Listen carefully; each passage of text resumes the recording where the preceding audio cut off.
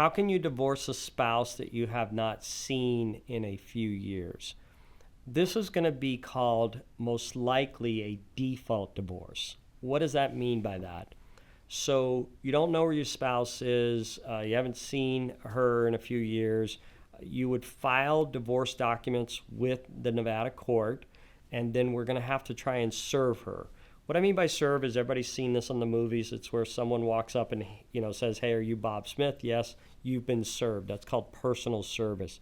So these documents that you have filed with the court, we now got to personally serve on them. But you don't know where they live. Well, hopefully you know where they last lived. Whether that's in Nevada, whether that's in Texas, whether that's in Washington. If you know where they've last lived, if you have their social, if you have their date of birth, then what we can do is we can try to personally serve them in the city that they last lived.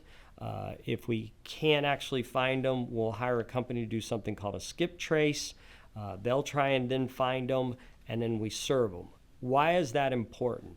Because once you serve them, they only have 21 days to respond. If they do not respond to the divorce documents that you just served them with, you're going to be given a default divorce. In other words, the court's going to say, okay, you went through trouble to file the divorce, you served the other side properly with the documents, and they have not responded. So because they haven't responded, I'm going to give you everything that you've granted in your divorce documents, and we call that a default divorce. And that's how you would divorce someone, your spouse that you haven't seen in a couple of years.